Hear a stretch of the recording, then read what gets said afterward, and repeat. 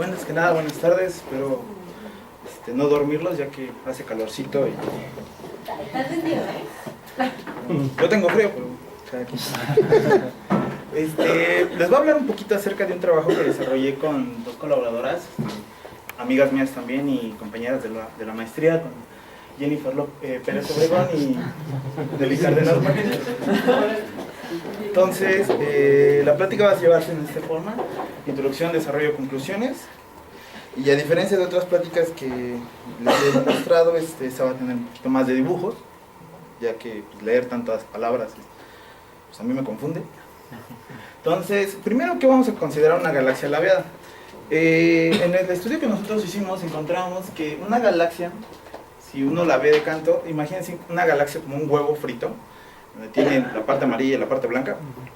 Si uno lo ve de lado, o sea, si uno alza el plato, ¿qué es lo que uno ve? Ve pues una estructura interna y ve una estructura un poquito más plana y un poquito más alargada. Entonces esto lo podemos llamar bulbo, algunos le llaman núcleo, y esto sería el disco. Ahora, cuando uno observa en el universo, uno se da cuenta que encuentra galaxias que están completamente de canto, es decir, que no las ve como la imagen que nos muestran, que es como la imagen comercial o lo que más vende, que es la imagen completamente de frente. Sino que está completamente de canto, es decir, se pierde toda la estructura. No es que se pierda, sino simplemente que es extremadamente complicado entender cuál es la estructura interna de la galaxia. Entonces uno solo puede ver esto, pero aún así uno encuentra que estas galaxias tienen esta forma, y pues una forma muy simple de clasificarlas morfológicamente es que son tipo N, donde pues si esto inicia así y esto se imaginan así, una N de Nacho, pues esto es una N, ¿no? Para mí es más como una integral, pero bueno. Sí. Está también la S, que eso sí es más como una integral cerrada. Está la U y está la tipo N. Noten que no necesariamente, si yo tomo esta imagen y la comparo con esta, sí es simétrica en ese sentido. Pero si yo la roto, no tendría por qué serlo. Lo mismo pasa aquí. Si yo tomo esta parte de la imagen y la comparo con esta, no tiene por qué tener, es decir, aquí el piquito apunta hacia arriba y esta apunta hacia abajo. Lo mismo pasa acá, y por el contrario acá, pues simplemente no se tiene la voy por esta parte. Entonces surgen tres preguntas. La primera es, ¿esta estructura de alabeo se ve en todas las longitudes de onda? La segunda, ¿esta estructura de alabeo es debido a, y todas las razones que lo puedan producir? Y la pregunta número 3, esta estructura de alabeo, ¿por qué solo se ve, por qué tiene esta forma? ¿Por qué no siempre son la misma? Entonces, platicando con eso con mis colaboradores, ellas me comentaban que pues estaba loco y que pues teníamos que hacer algo más serio que simplemente plantearse preguntas. Entonces, pues iniciamos con una galaxia muy bonita. Estas es de las imágenes que encuentran en el HCT. Esto es ESO 51013, es un nombre medio feo para algo tan bonito. Y si se dan cuenta de esta galaxia, ¿cómo se puede clasificar con el alabeo que les acabo de mencionar? No es tan sencillo. Porque primero tienen que definir dónde está la línea que le vamos a llamar eje mayor. Segundo, tienen que ver esa estructura de alabeo que ven acá. Es más como si estuviera el huevo sobre el agua, movieran el agua y se perturbara. No tiene por qué de seguir alguno de estos patrones anteriores. Entonces, tratábamos nosotros de encontrar una forma más elegante de definir alabeo. Y es a partir de estos dos ángulos, donde primero se define un centro. Del centro se toma un ángulo que es medido desde el eje mayor hasta el punto más brillante de la estructura.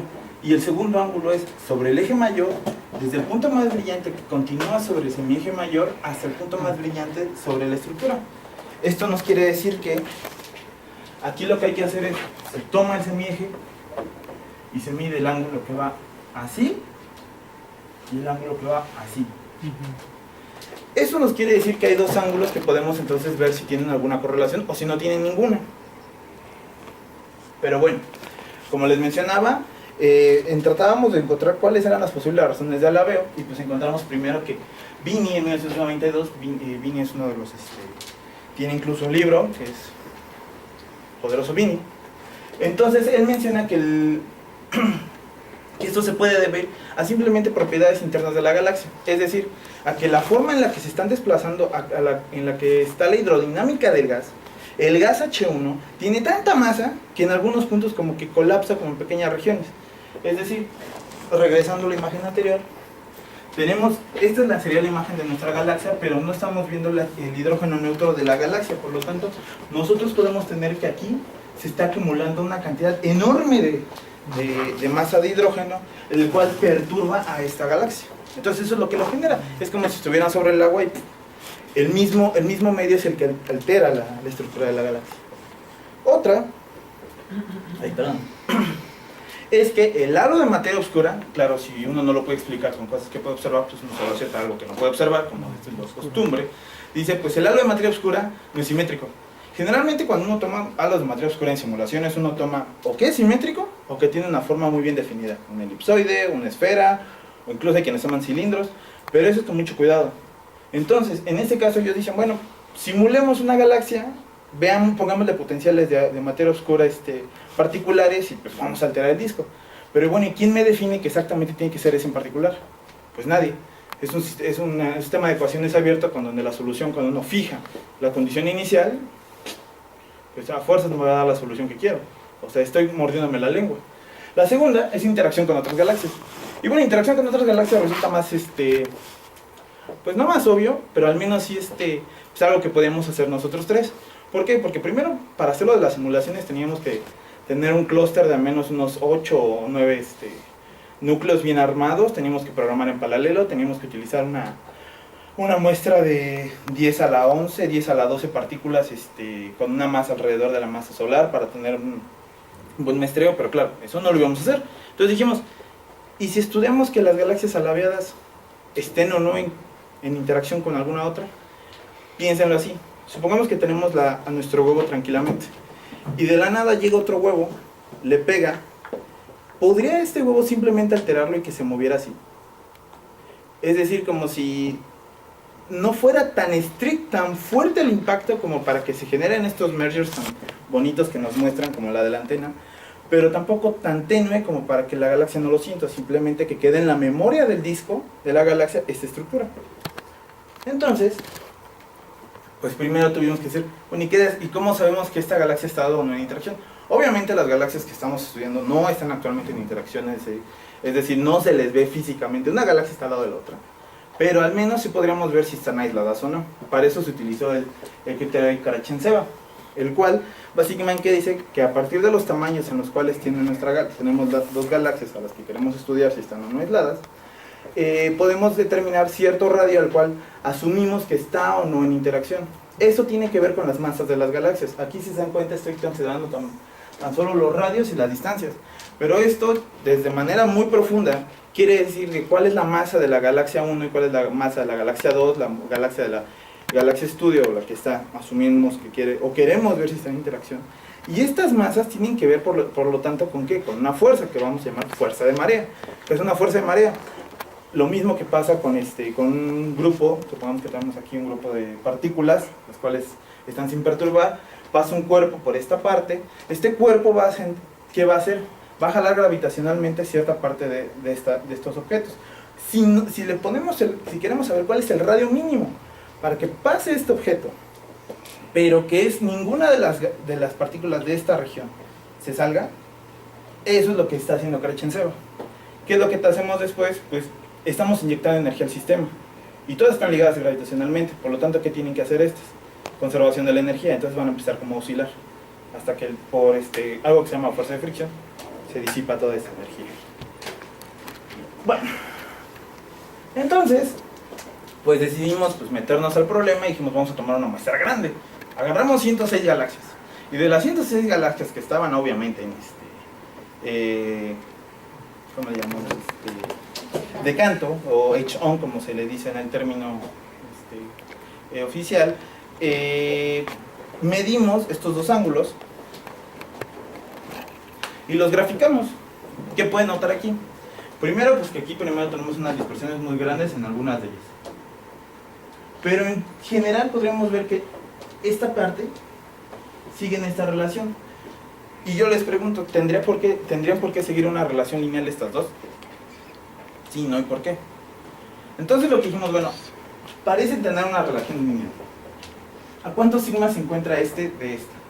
Y segundo, el hecho que esta dispersión tiene que ver con la longitud de onda que escogí, y la respuesta es que sí. Debido a que, como lo que yo les mencionaba, no necesariamente yo tengo que ver el alabeo únicamente en el óptico, como les muestro acá.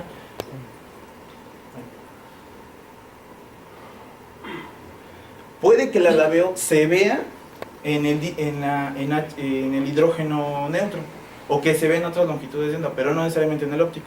Esto querría decir que el disco tiene memoria. No, lo que le está pasando al gas o al polvo, no necesariamente ya le están sintiendo las estrellas, y viceversa. Entonces, graficando esto, pues dijimos, bueno, vamos a ver cuáles son las galaxias que siempre se nos salen de la relación, no importando la longitud de onda. Y fueron estas 10. Estas 10 parecen ser las que siempre las rebeldes del asunto, las que dicen simplemente yo no voy a seguir esa relación. Entonces, aquí les muestro el ajuste. Si se dan cuenta, pues más o menos es un ajuste bastante bonito. Bueno, para los que hacen astrofísica es un ajuste bastante bonito. Para los demás igual y es solo deliro. Entonces nosotros decidimos determinar la tasa de formación estelar de estas galaxias que nunca siguen esta relación. ¿Por qué? Porque ¿qué pasa cuando yo le inyecto energía al sistema? Si asumimos que la formación estelar es debido a que regiones están colapsando gravitacionalmente, es decir, hay una onda de densidad que acreta materia en un punto, más que acretar, que no es el término correcto, compacta la materia, gas, polvo, en una región, ¿qué esperan que se formen? Estrellas. Por lo tanto, ¿qué es lo que yo quisiera tener? Pues tasas de formación altas, pero altas. Entonces, pues nos metimos en el papel, pues vamos a terminar tasa de formación estelar. Como es costumbre, pues no todas estas galaxias han sido observadas ¿cómo decirlo?, en longitudes de onda que nos podían servir, por ejemplo en H alfa. Y además estas galaxias son básicamente grandes, entonces por H alfa no pudimos encontrar poligrafía. Entonces nos dijimos, bueno, vamos a meternos con otro indicador de tasa de formación estelar, y fue infrarrojo, para infrared en realidad. Si recuerdan la exposición anterior, la tasa de formación estelar tiene una correlación lineal con la luminosidad en H alfa. Igual se puede encontrar una correlación entre la tasa de formación estelar y la luminosidad en el lejano infrarrojo, y con eso se puede determinar. Claro, como todo en esta vida, pues hay que hacer ajustes, hay que ver si esa correlación sea correcta, hay que ver si la correlación se comprueba con otro tipo de galaxias que ya tengan determinada tasa de formación estelar por otros métodos, etc. Eso es para ver que lo que estemos haciendo no vaya mal. Entonces, oh sorpresa, nosotros encontramos esto, que cuando graficamos la tasa de formación estelar contra un parámetro alfa que no he definido, y eso me disculparán debido a que no había tanto espacio ni tiempo, H alfa es como la asimetría. Básicamente es lo que les explicaba en un principio sobre tomar esta galaxia y compararla consigo misma en cierta forma. Nosotros siempre hicimos que si la galaxia tiene U es así, si la galaxia es N, se compara esta parte con esta parte, pero rotándola y haciendo la reflexión. Y si se hace esta con esta, pues sí, no hay problema, simplemente se rota a 180 grados. Este tipo de asimetría me garantiza que siempre estoy tomando la misma asimetría. Es como decir si los dos brazos son idénticos, es decir, que si la perturbación ya viajó de un lado a otro. Y encontramos esto, lo cual pues al principio dijimos, ¡ah, qué bonito! Es una muy bonita relación.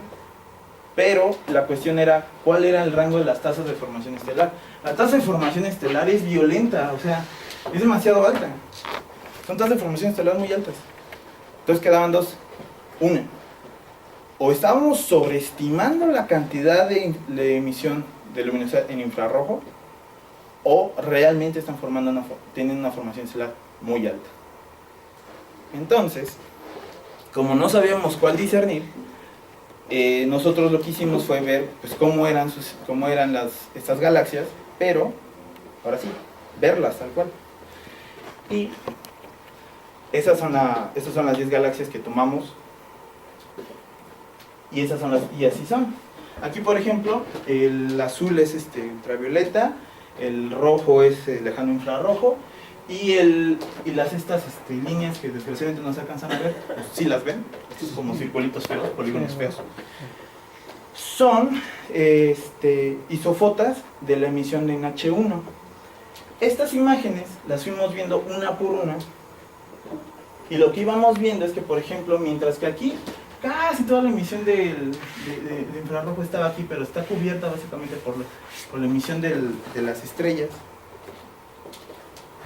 Acá, por ejemplo, pues, se ve claramente que esta galaxia está en interacción con estas dos, pero también se pueden ver esos contornos de hidrógeno. Entonces queríamos ver, bueno, pues estas galaxias parecen ser ricas en hidrógeno. Teníamos que ahora hacer algo más drástico. Teníamos que ver cómo son los perfiles de estas galaxias, ya que si la galaxia no está perturbada y tiene su disco de hidrógeno tranquilamente, se ve como si fuera un Batman, donde esto es por redshift. Es decir, la velocidad que viene para acá se va más al azul y la que va para allá se va más al rojo. Yo tendría que ver este tipo de cosas.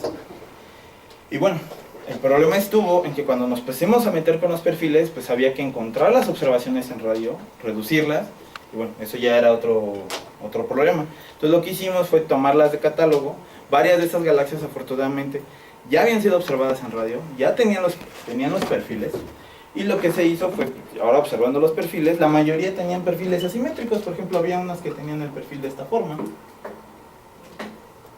otras tenían un perfil completamente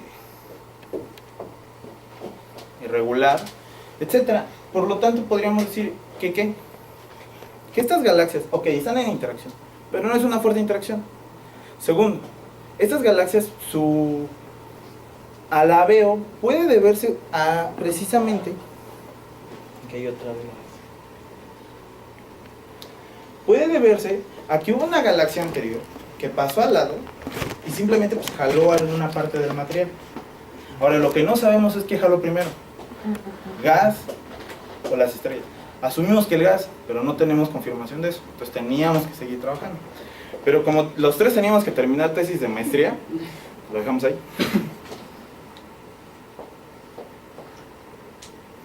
Y bueno, he llegado a las conclusiones.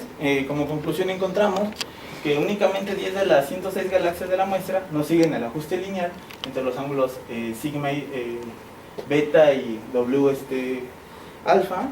Sin embargo, para estas 10 galaxias existe una relación entre el parámetro de asimetría y la tasa de formación estelar. Aquí está mal.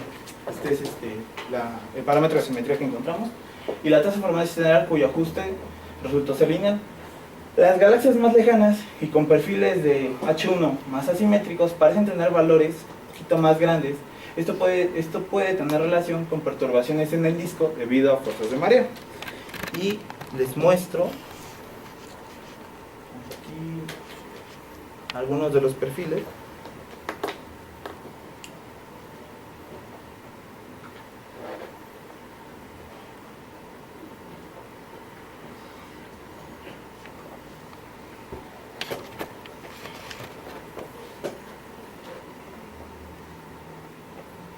Que por ejemplo, pues tenemos la intensidad contra el eje, y pues tenemos esto, como les decía, no son exactamente simétricos.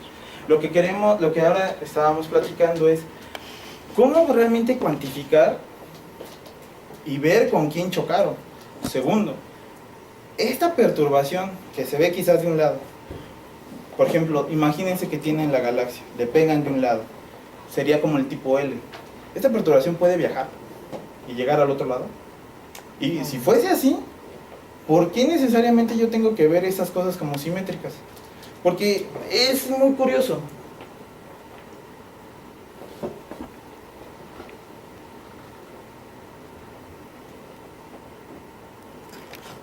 Que yo tenga ese tipo de muestras.